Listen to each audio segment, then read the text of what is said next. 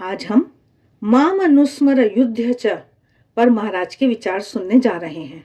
माम अनुस्मर युद्ध च। भगवान श्री कृष्ण ने गीता में केवल अर्जुन को ही नहीं अपितु अर्जुन को प्रतिनिधि बनाकर समग्र मानव जाति को जीवन जीने की अद्भुत कला बताई है। वे यह नहीं कहते कि जीवन के कुरुक्षेत्र से भागो, वे कहते हैं कि जीवन का युद्ध लड़ो और वह भी उत्तम ढंग से लड़ो, मन की संपूर्ण स्वस्थता से लड़ो। युद्ध के मैदान में स्थिरता, स्वस्थता और शांति को कैसे बनाए रखें, जीवन की विषम परिस्थितियों में किस प्रकार स्थिर रहें, इसके लिए दिव्य मंत्र भगवान ने अपने मुख से दिया है। माम अनुस्मर युद्ध च, अर्थात मेरा स्मरण करते हुए युद्ध करो, मुझे सदा स्मरण करते हुए अपना कार्य करो। भगवान यह नहीं कहते कि केवल सवेरे पूजा पाठ के समय ही तू मेरा स्मरण कर। उन्होंने कहा सतत मेरा स्मरण कर और युद्ध कर। हम भी जीवन रूपी युद्ध को सर्वदा यदि ईश्वर का स्मरण करते करते लड़ेंगे तो अर्जुन की तरह युद्ध में विजय तो मिलेगी ही और साथ साथ भगवान स्वयं भी मिलेंगे। भगवान का नाम सभी रोगों की दिव्य औषधि है।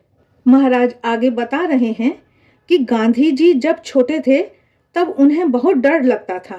तब एक दासी ने बालक मोहन को कहा, तू राम का नाम लेगा तो भूत प्रेत सब भाग जाएंगे, राम नाम में ऐसी शक्ति है। बालक मोहन ने श्रद्धा पूर्वक इस नाम को स्वीकार कर लिया। इस नाम के रटने से उसका भ्रम चला गया और फिर तो यह राम नाम उनके जीवन के अंत तक साथ रहा। अनेक कठिनाइयों, विपत्तियों और स्वतंत्रता संग्राम जैसी महान लड़ाई में भी राम नाम ने गांधी जी को अपार शक्ति प्रदान की थी। स्वामी निखिलेश्वरानंद जी बता रहे हैं कि हरिओम आश्रम के महंत महाराज को फेफड़े में रोग हो गया था। गुरु के दिए हुए मंत्र के सतत जप से उनका रोग दूर हो गया था। मानसिक रोगों को दूर करने की भी अद्भुत शक्ति नाम जप में है। एक बार श्री श्री मां शारदा देवी जयराम बाटी में सब्जी काट रही थीं। एक ब्रह्मचारी श्री श्री मां को पत्र पढ़कर सुना रहा था। एक भक्त ने लिखा था, मां, मेरे मन में शांति नहीं है, मेरा मन ईश्वर में लगता नहीं है।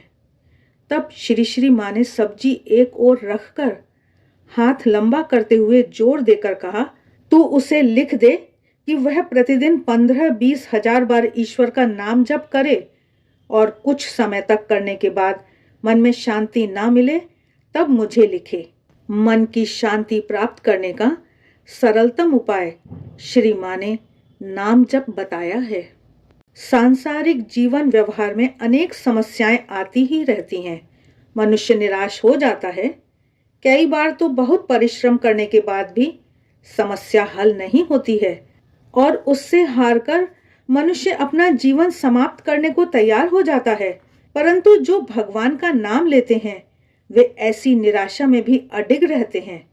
श्री श्री मां शारदा देवी ने संसार की सभी समस्याओं का समाधान बताते हुए एक भक्त को कहा था, चुपचाप ईश्वर का नाम लेते रहो, भगवान के नाम का जप करते रहो। यह जीवन की समस्याओं को हल करने का सरलतम और उत्तम मार्ग है। जीवन से भागने से किसी समस्या का समाधान नहीं होता है। कई लोग जीवन से घबराकर कहते हैं, हमें संन्यास लेना है, हमें सब कुछ छोड़ देना है, फिर हमें कोई समस्या ही नहीं रहेगी। लेकिन यह तो पलायनवाद है। जीवन से घबराकर, ऊबकर, हारकर संन्यास लेने से शायद बाहर से सब छूटा हुआ दिखाई दे, पर अंदर की स्थिति बदलती नहीं है। इसलिए बाहर से सब कुछ छोड़ देने से मानसिक शांति नहीं मिलती है। उसके लिए मन की स्थिति बदलनी पड़ती है। मन को ऊंची स्थिति में ले जाने का यदि कोई सबसे सरल और सबसे सुलभ उपाय या साधन है तो वह है भगवान के नाम का जप। महाराज कह रहे हैं कि भाग्य को बदल डालने की प्रचंड शक्ति भगवान के नाम में है। श्री मां शारदा देवी कहती हैं, विधाता के लिखे लेख को भी मिटाने की शक्ति नाम जप में है। विधाता के लिखे लेख को विधाता के सिवाय कोई नहीं मिटा सकता है, परंतु जो भगवान के जप को सतत रटता रहता है, विधाता स्वयं अपने लेख को अपने हाथों से मिटा देते हैं। राम नाम ने ही वालिया डाकू को विधाता के लेख को मिटाकर उसे महान ऋषि वाल्मीकि बना दिया था। यह कथा सर्वविदित है। सामान्यतः जब कोई दुख आता है तभी भगवान का नाम याद आता है। इसीलिए कबीरदास जी कहते हैं, दुख में सुमिरन सब करें, सुख में करे न कोय। जो सुख में सुमिरन करें, दुख काहे को होए। मनुष्य को सुख में भगवान का नाम याद नहीं आता है। सुख में तो आदमी भोग विलास में लगा रहता है, पर जब दुख आता है तब कहने लगता है, हे भगवान मुझे बचाओ। ठीक है, दुख और विपत्ति में भी यदि कोई भगवान को याद करे तो भगवान अवश्य बचा लेते हैं। महाराज आगे बता रहे हैं कि ध्यान, धर्म और साधना नामक पुस्तक में स्वामी ब्रह्मानंद जी कहते हैं, जहां भगवान का नाम होता है वहां पाप टिकता नहीं है, अपवित्रता नहीं रहती। रुई के ढेर में माचिस जलाते ही जैसे समस्त रुई क्षण भर में भस्मीभूत हो जाती है, वैसे ही एक क्षण में सभी पापों को भस्मीभूत करने की शक्ति भगवान के नाम में विद्यमान है। केवल दुख में नहीं, सुख में भी यदि भगवान का नित्य स्मरण किया जाए तो मन अद्भुत रूप से शांत और प्रसन्न रहता है। इसीलिए श्री रामकृष्ण देव कहते हैं, ईश्वर के नाम का गुणगान हमेशा करना चाहिए और सत्संग में ईश्वर के भक्त और साधु के पास कभी कभी जाते रहना चाहिए। ईश्वर का नाम लेने से ईश्वर के सूक्ष्म स्वरूप के साथ मनुष्य का तादात्म्य हो जाता है। स्वामी निखिलेश्वरानंद जी आगे समझाते हुए बता रहे हैं कि जैसे किसी व्यक्ति को याद करते ही उसकी आकृति सूक्ष्म रूप से मन के पर्दे पर आ जाती है और उसके साथ अदृश्य संबंध हो जाता है, उसी प्रकार ईश्वर का नाम लेने से चित्त में ईश्वर की अदृश्य छवि अंकित हो जाती है। सूक्ष्म रूप से ईश्वर के साथ संबंध स्थापित हो जाता है। ईश्वर तो सर्वशक्तिमान है ही, उनके साथ संबंध जुड़ जाने के बाद अदृश्य रूप से मनुष्य में अद्भुत शक्ति आ जाती है। इस शक्ति के आने से उसे समस्याएं, परिस्थितियां इतनी विकट नहीं लगती हैं। अधिक नाम स्मरण करने से भगवान की शक्ति, शांति, प्रेम, करुणा, कृपा आदि दैवी उपहार उसे मिलते हैं। उसकी आंतरिक स्थिति बदल जाने से कोई कठिनाई उसे अनुभव नहीं होती है, कोई समस्या परेशान नहीं करती है।